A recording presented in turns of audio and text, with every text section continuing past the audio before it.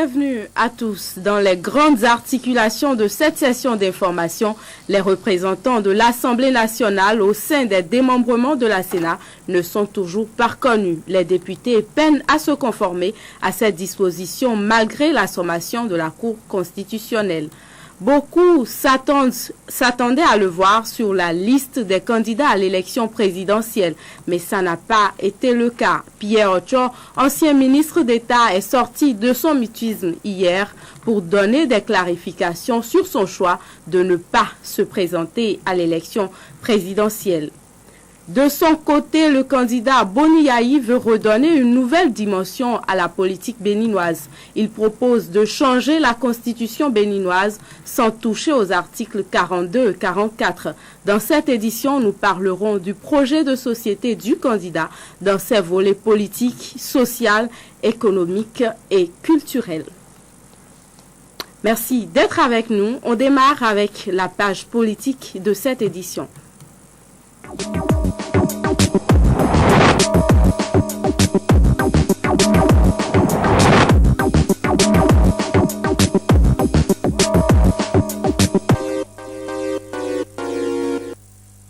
Malgré la sommation de la Cour constitutionnelle, les députés n'ont toujours pas désigné leurs représentants au sein des démembrements de la Sénat. La plénière de ce vendredi, prévue pour se pencher sur la question, n'a pas pu se tenir, faute de secrétaire parlementaire. Les précisions.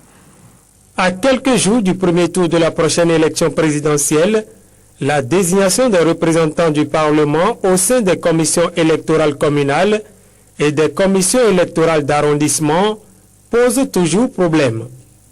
Une plénière était convoquée pour la cause ce vendredi, mais les parlementaires n'ont rien fait. Dans l'hémicycle, point de trace de secrétaire parlementaire. J'ai dit clairement, vous devez, je suis en train de parler. Donc,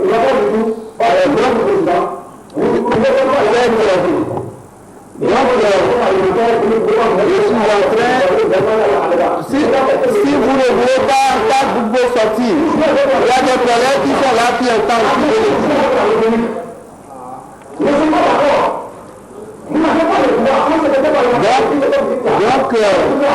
Donc, nous avons attendu depuis ce matin jusqu'à cette heure-ci. Malheureusement, nous n'avons pas vu de secrétaire parlementaire. Et plutôt que de vous laisser traîner pendant encore des heures, nous avons préféré venir faire le constat avec vous que depuis le matin, nous n'avons pas de secrétaire parlementaire. Les députés se retrouveront à une date ultérieure, mais entre-temps, ce sont plusieurs jours qui auront été perdus dans le calendrier électoral. La deuxième secrétaire parlementaire Amisetou Afodjobo est accusée d'avoir orchestré le blocage intervenu à l'Assemblée nationale. D'après certains, elle n'est pas venue à l'hémicycle alors qu'elle était dans son bureau. Elle a été interrogée par Emma Hodonou. Les collègues qui m'accusent d'avoir fait exprès, bon, je les laisse à leur dire et à leur conscience. D'autant plus que moi, je suis arrivée à l'Assemblée ici aujourd'hui à midi, il devait être midi moins. J'étais dans mon bureau et entre-temps, je suis allée en ville. Parce que le travail, comme toujours ici, ne commence jamais à l'heure. J'étais allée en ville. À mon retour, j'ai appris que le président de l'Assemblée était passé ici. Et peut-être 2 heures de temps après mon retour, j'étais au téléphone, appelée depuis l'extérieur par mon fils qui avait donc des problèmes de santé. Et j'ai vu effectivement le protocole du président de l'Assemblée venir. J'étais au téléphone, je crois qu'il peut témoigner. Ensuite, j'ai vu le directeur des services législatifs venir. Ils se suivaient d'ailleurs. Et tous les deux, je crois, m'ont vu au téléphone. Et c'est quand j'ai fini de faire la communication que le temps que je me lève, j'étais à la porte quand j'ai entendu dire que la séance donc était levée et que le président aurait dit que c'est faute de secrétaire parlementaire. Donc voilà ce que moi je peux répondre par rapport à ça. Et ceux qui pensent que j'ai fait exprès, comme vous le dites, monsieur le journaliste, je les laisse à leur propre conscience. Les députés de l'opposition ont donné un point de presse pour dire leur part de vérité sur cette situation. Écoutons les députés Epiphane Kenom et Saka Fikara. Nous avons passé 3 mois de session ordinaire, 3 mois durant lesquels nous devions examiner les différentes lois électorales et désigner les membres des organes devant siéger au niveau, n'est-ce pas, des démembrements pour les élections. Vous avez constaté avec nous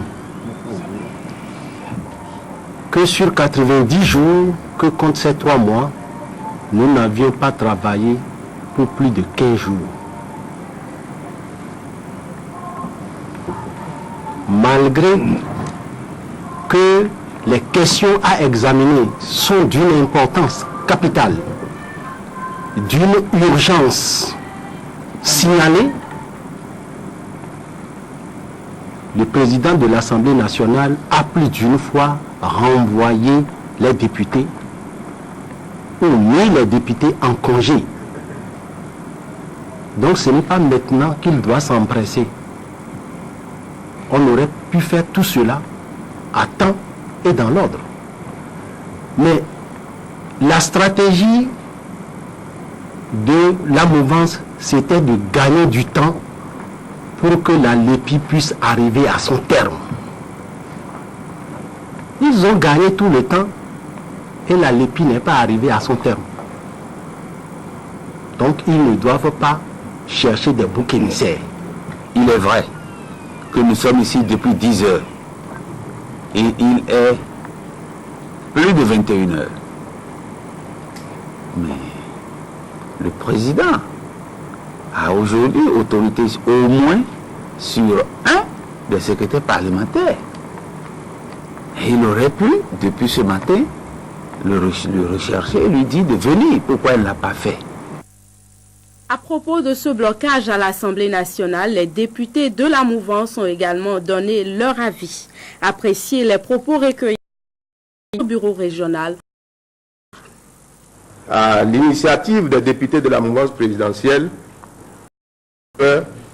a sollicité une session extraordinaire dont l'ordre du jour comporte entre autres l'achèvement du processus de désignation des représentants de l'Assemblée nationale au sein des démembrements de la Sénat.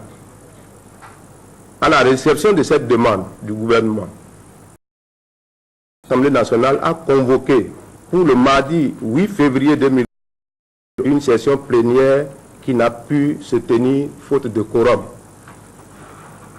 En application de l'article 85 de la Constitution de la République du Bénin, l'ouverture de la dite session devrait avoir lieu 2011 à 10 heures. Malgré la présence de députés à l'hémicycle, il est à la nouvelle fois pas pu avoir lieu à cause de l'absence des 2 secrétaires parlementaires. Il est à faire remarquer que si l'absence du premier secrétaire parlementaire est due à son état de santé, constaté par le parlementaire envoyé à son domicile, celle du secrétaire parlementaire est surprenante, étant entendu qu'elle a été aperçue dans son bureau à l'Assemblée nationale avant d'être recherchée en vain de l'Assemblée nationale. En tout état de cause, nous, les députés de la mouvance, tenons au public que nos listes sont prêtes et déposées au bureau du président de l'Assemblée nationale. Au regard de tout ce qui précède, nous dénonçons toute manœuvre dilatoire visant à bloquer la désignation des membres des démembrements de la Sénat et par ricochet le blocage. L'Assemblée nationale, l'hémicycle a été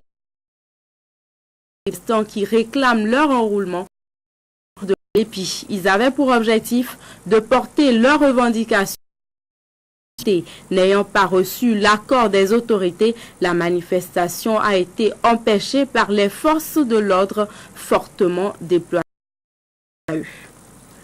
En bref, l'ODH de défense des droits de l'homme et des peuples, appuyé par la CSTB et d'autres, étaient dans les